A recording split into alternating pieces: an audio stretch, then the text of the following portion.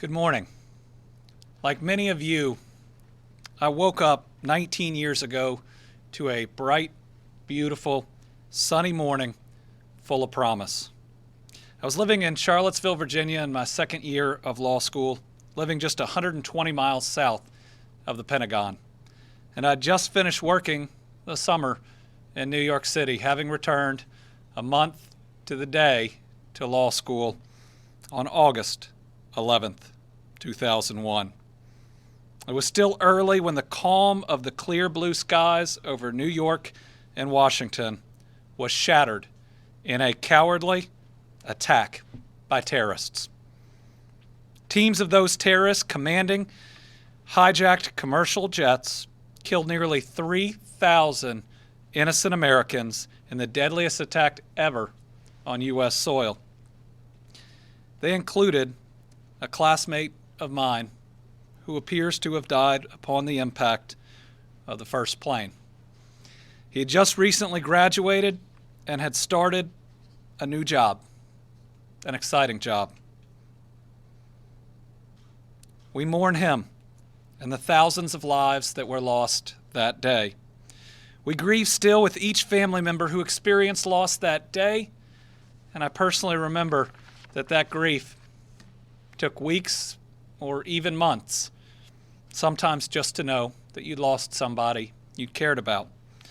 Many don't realize that the shock and the pain wasn't just that day, but for the next months as families scrambled to determine whether they had or had not lost somebody they cared about, whether someone might still be alive.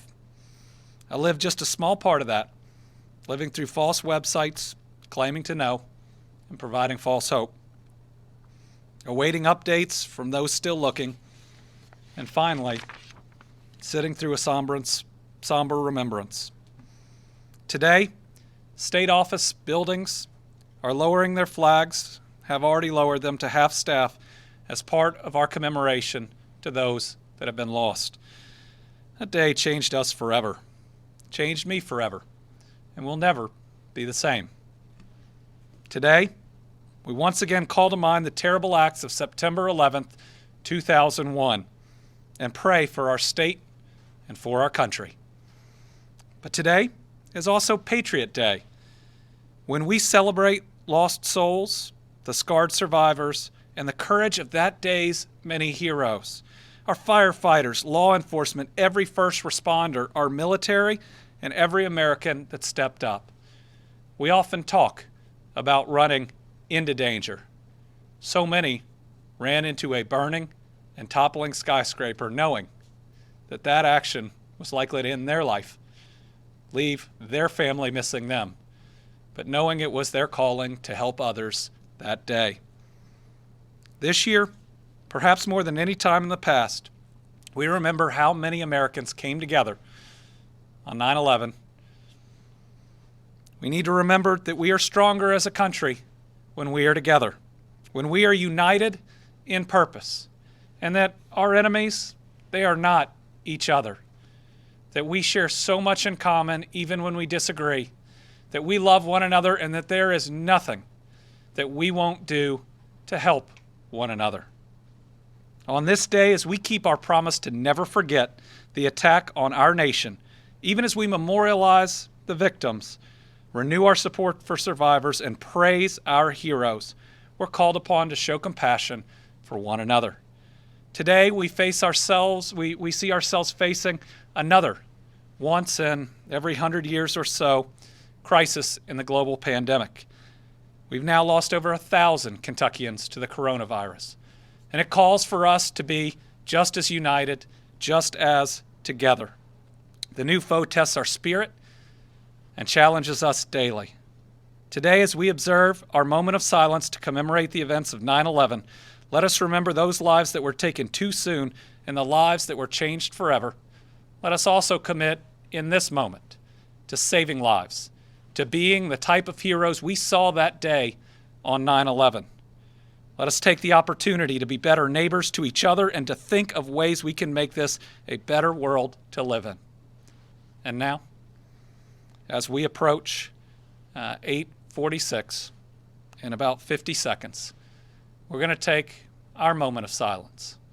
That time when that first plane struck that building, something that none of us in our minds ever thought was even possible.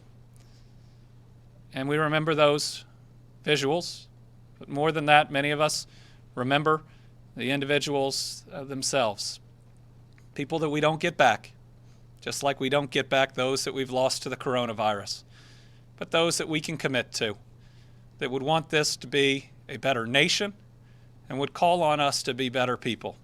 My friend had a bright, bright, bright future extinguished that day. But we have an opportunity to live for him and everybody else who are no longer with us. So now, our moment of silence.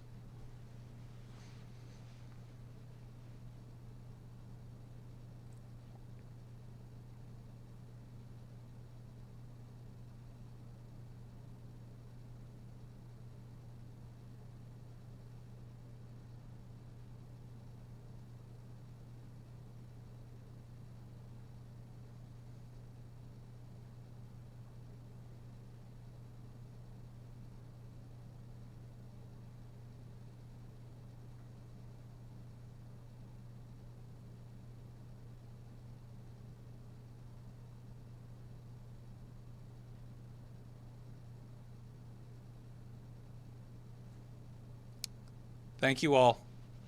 God bless this country. God bless this Commonwealth. Let's live up to the calling that has been put before us this day and every day. Let's get out there and do the right things. Let's make sure we honor those that are not with us and don't get an opportunity at creating a better country.